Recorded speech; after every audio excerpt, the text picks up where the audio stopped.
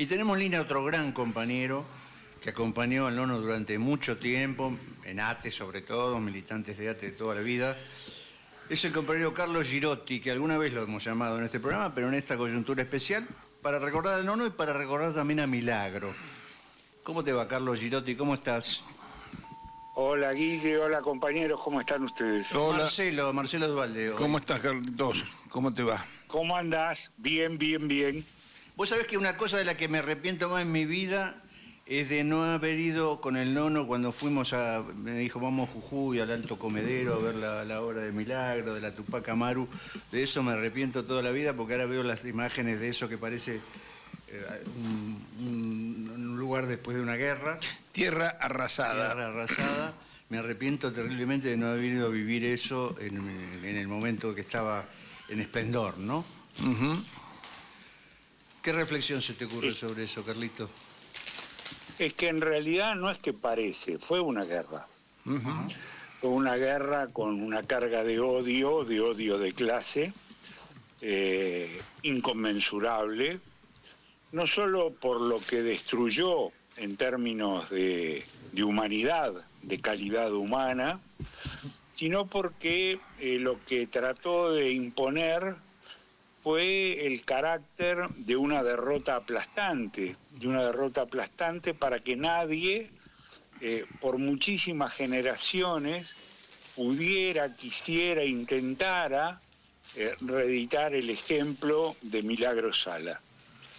Fue una revancha de clase, sin lugar a dudas. Por eso no dejaron piedra sobre piedra. Por eso pusieron tanto ahínco, tanto afán, tanta voluntad para depredar absolutamente todo lo que había sido producto de una creación popular, de la imaginación popular, de la capacidad que el pueblo tiene para construir, para forjar horizontes, sentido de futuro y fundamentalmente una noción de la esperanza. Lo que quisieron hacer, dejando en ruinas la obra de la Tupac Amaru en Jujuy, fue precisamente pisotear, destruir cualquier vestigio de memoria popular que pudiera recoger en el futuro el ejemplo indoblegable de la flaca, de Milagro Sala. Sí, por eso aquello no pareció una guerra, fue una guerra. Sí, vos sabés que como no pude ir en aquella oportunidad, cada vez que veía imágenes documentales de todo eso, de esas casas dignas, esas unidades productivas, esos lugares de debate y reflexión de los compañeros, montones de cosas, esas torres con el Tupac y el Che Guevara, todo eso maravilloso, a mí me hizo recordar siempre las imágenes que yo veía, porque yo nací en el 53, del peronismo ese también, de Evita y Perón inaugurando casas muy dignas, con chalet, con tejas francesas, con tejas coloniales, porque no era solamente hacer una vivienda, sino que era hacer una vivienda digna. La dignidad era algo que muy firmemente sostenía aquel primer peronismo, ¿no? Siempre me pareció muy emparentado con eso. Vos sabés que yo me crié en una casa así. Yo nací en un conventillo cerca del sindicato, a la vuelta, en Santiago del Estero 868, hoy es la sede del Frente Darío Santillán, aquello era un conventillo en 1950, pero con el plan Eva Perón, el sindicato de prensa, donde era afiliado mi viejo, construyó un barrio de chalet californianos con tejas españolas, como vos decís, y yo a partir de los 5 años y medio, 6 años casi, me crié ahí en el barrio de los trabajadores de prensa en Morón. Y otro barrio similar que yo recuerdo que todos conocemos, es el barrio de los aeronáuticos en Ituzaingó, que tiene características similares.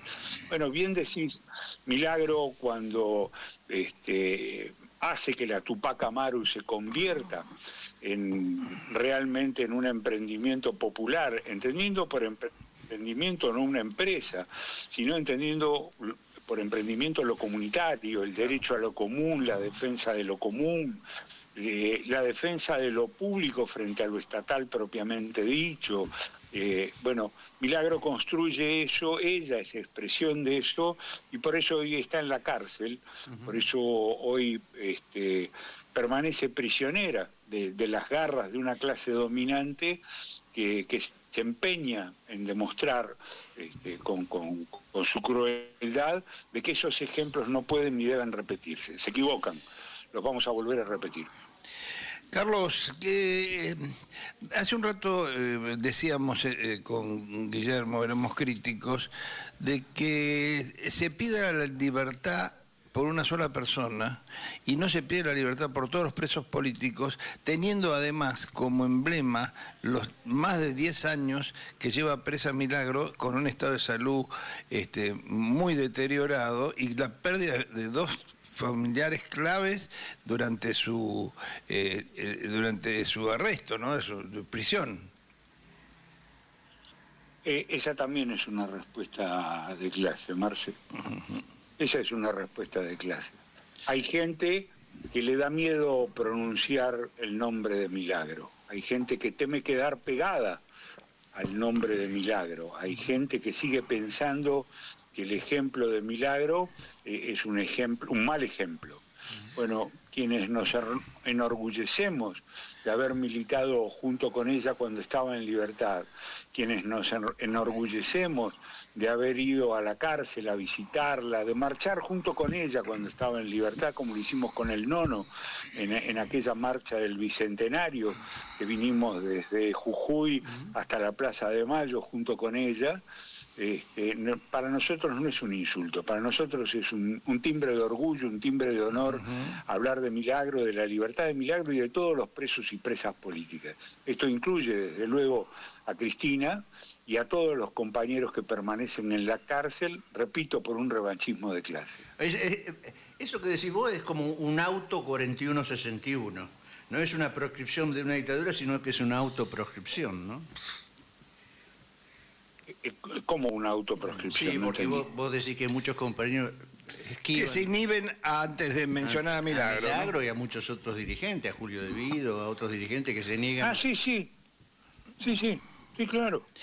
¿Qué pasa? Que hay discursos que son contradictorios, porque si vos en un discurso en una plaza sostenés que cómo van a decir que nosotros le hacemos daño a los empresarios y siempre hemos pensado en ellos y los queremos y queremos que estén, y haces una defensa del capitalismo, no podés estar haciendo simultáneamente una defensa de las consecuencias del capitalismo, ¿no? Desde luego. Es rigurosamente así. Y en esa plaza que recuerdo, ¿te acordás, Carlos, que fuimos con Néstor Kirchner, apenas asumida Cristina, en esa época, si no me equivoco? Lamentablemente parece que hay precios de diversas categorías, presos que se pueden reclamar por su libertad y otros no, a pesar de ser incluso dentro de las mismas causas, como por ejemplo el caso de Julio De Vido, ¿no? Es así. Yo me acuerdo cuando para muchos era una vergüenza ir a la cárcel a visitar a los compañeros, cuando muchos ni siquiera querían pronunciar el nombre de los compañeros, de Julio, de Amado, por ejemplo. Bueno, allí estuvimos, fuimos a la cárcel, estuvimos con ellos. Para mí fue una lección.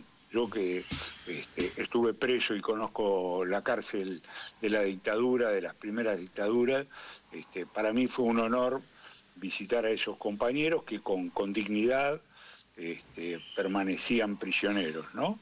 Y hoy reclamar su libertad es una obligación. No puede haber un militante revolucionario que se precie de tal en este país que no reclame la libertad de compañeras y compañeros que están presos a manos de esta clase revanchista. Vos sabés que un compañero, los oyentes hoy están muy participativos, un compañero César nos dice que la justicia le llegue a Gerardo Morales para que pague de por vida, que pague en vida, perdón. Pero hay que decir una cosa, no es solo Gerardo Morales, es la clase política en general de Jujuy, que por otro lado nunca le dio un mango para nada a Milagro, que hizo todo con fondos nacionales, ¿no? Hay que decirlo también. Sí, yo en eso tengo un matiz, nunca hablo de la clase política, hablo de los políticos profesionales, Claro, ¿no? claro. Aquellos que manejan la burocracia estatal como si fuera una casa quinta. Pero bueno, en realidad son burócratas estatales, es la burocracia política que gobierna a manos de una clase propiamente dicha. En el caso de Jujuy, manejaban por obra y gracia del ingenio Ledesma, sin lugar a dudas. Claro, exactamente. Ahora, yéndonos un poco al recuerdo del nono, Carlitos, hay mil Sí. cosas que todos los que estuvimos cerca del nono podemos reflexionar sobre el nono, ¿no? Pero yo ahí hice una consideración general sobre su característica, y a mí me parece que el nono era como sinónimo de lucha permanente, el tipo que siempre se tomaba respiro por ahí para charlar con los compañeros, ir a cenar, tomarnos unos vinos, pero al día siguiente se levantaba muy temprano en la mañana, cosa que nos obligaba muchas veces a seguirlo, y a militar, y a luchar, y a pelear en todos los ámbitos, el gremial, el político, el que fuera, ¿no? ¿Se te ocurre alguna anécdota en especial para reforzar eso? Alguna que no se conozca mucho por ahí del nono, porque conocemos tantas del nono. No, pues es que prefiero no hablar de anécdotas, porque no quiero dejarlo al nono en el lugar de un álbum de figuritas, como si fueran las figuritas del Mundial. Prefiero hablar de la vigencia del nono, de su pensamiento, que fue un pensamiento y una acción conjugada. Prefiero hablar del nono, de su vigencia, porque cuando lo pienso, muchas veces me digo, estaba equivocado el nono. El nono se identificó con la figura de Cacho el Cadri, se identificó con la figura del peronismo de base, vos sos partícipe y coprotagonista de esa elección, y sin embargo, yo creo que su verdadera elección tendría que haber sido la de John William Cook, porque el nono, en vida, expresó el pensamiento y la acción del Bebe Cook, absolutamente, más que la de Cacho el Cadri. Absolutamente. El nono expresó, como muy pocos, no quiero decir como nadie, pero como muy pocos, el pensamiento y la acción del Bebe Cook, que hoy tienen una vigencia increíble, ¿no? Porque frente a todos aquellos que intentan clasificar a este gobierno, que buscan tipologías, para decir es un fascismo .2, es un neofascismo, es un tecnofascismo, bueno, Cook no hubiera dudado en caracterizar a este gobierno como un gobierno neocolonial. Y él no hubiera sido el primero en las condiciones actuales en levantar la consigna imperecedera de patria sí, colonia no. El pensamiento del nono y la acción del nono en esta hora que nos toca vivir reflejarían como pocos, repito, como pocos, el pensamiento y la acción de John William Cook. Y entonces es en esos términos que lo quiero reivindicar, porque reivindico la vigencia del pensamiento y la acción de Cook en momentos en que el neocolonialismo intenta empujarnos a una zona de barbarie, intenta de que millones y millones de argentinas y argentinos nos pisoteemos en una ciénaga de miseria, que peleemos unos contra otros, desconociendo que el enemigo fundamental, el único enemigo en realidad, es otro. Y entonces yo creo que la palabra de unidad, si hoy estuviera en boca de Marcelo Frondizi, esa unidad no sería una unidad de mentiritas. Sería la unidad que se forja en la lucha, que se forja en la calle, que se forja en la pelea contra los gases y los palos, que se forja al lado de los jubilados y las jubiladas, que se forja en el velatorio del Indio Solari. Él, a su edad, supo ir al recital de Los Redondos en Entre Ríos, dándole un ejemplo a los pibes que lo acompañaban. Bueno, ese nono... Embarrado hasta las bolas, ¿no? Sí, ese nono no es una anécdota, no es una figurita de álbum. Ese nono es un ejemplo a seguir, es un ejemplo a recuperar, es una vigencia que no perece hoy por imperio de las circunstancias, por el contrario, se agiganta día a día. Comparto plenamente lo que decís, Carlos, porque además como profundo seguidor de la línea de John William Cook, que eso es fundamentalmente lo que hicimos a partir de la revista Militancia, del Grupo Ortega Peña del PROA, y la línea de Cook creo que tiene una vigencia absoluta y que el nono la practicó sin declamarla.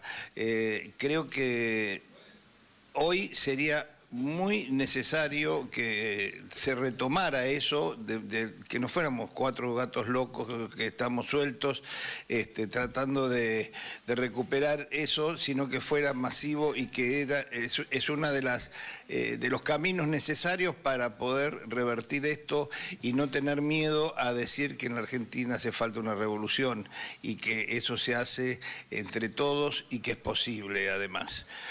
Creo que con el nono teníamos muchísimas coincidencias, más de una vez estuvimos hablando de unir nuestros esfuerzos a través de lo que era el Partido Memoria y Movilización y la agrupación Embar el Cadri del peronismo de base, pero lamentablemente nunca llegó a ser formal, siempre fue de hecho y en la práctica.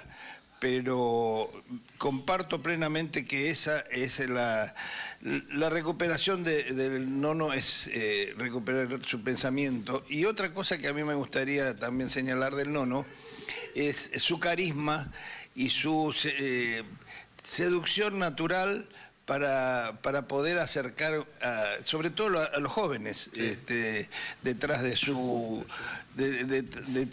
pensamiento, ¿no? Bueno, por eso digo que más que Cacho el cadrista, el nono era cuquista, porque el Bebe Cook supo atraer la mirada de los jóvenes,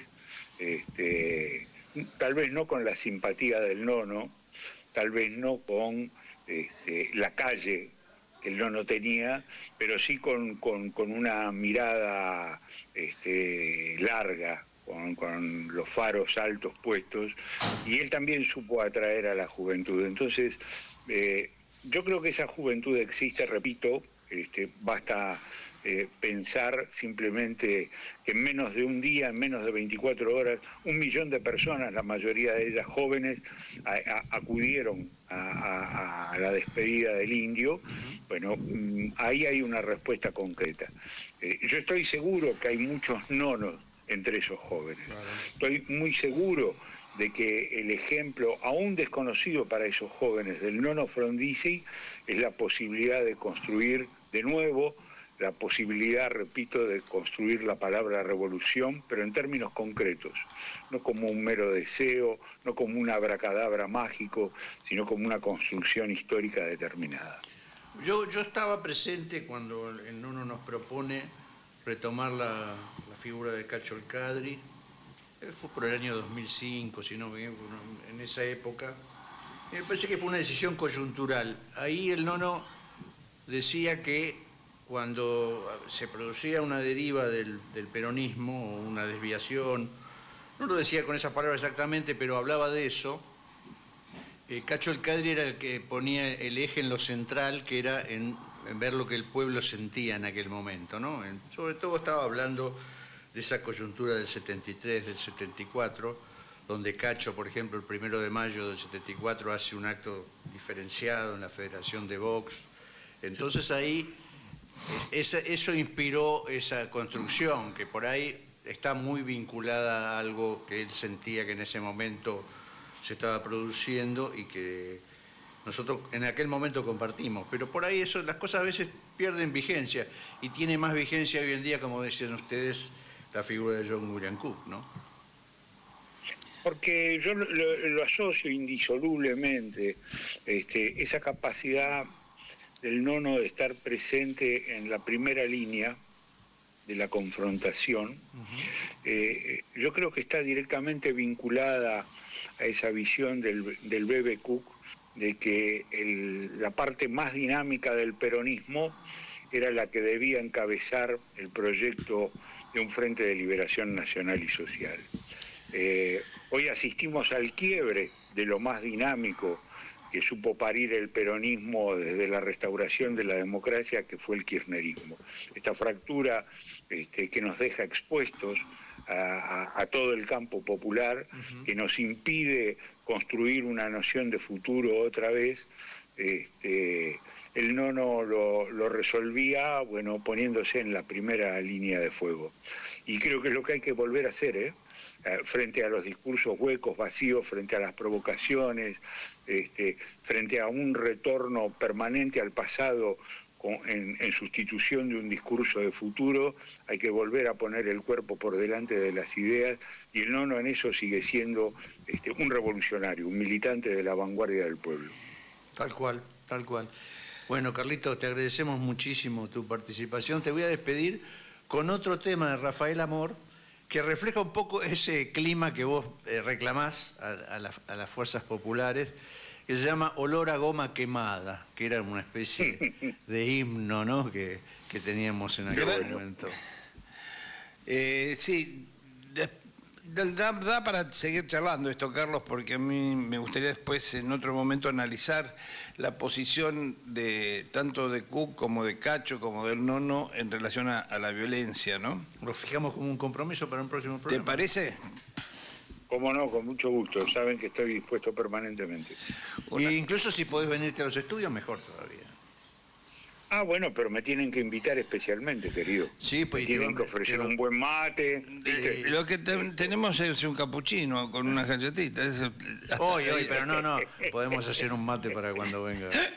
Un mate con stevia. Bueno, dale. No, con stevia no, Nico. Creo que nos vemos mañana, Carlitos, ¿no? Sí, señor. Un abrazo grande. Un abrazo fuerte. Chau, Otro chau. para ustedes y para los escuchantes del programa. Gracias por llamarme.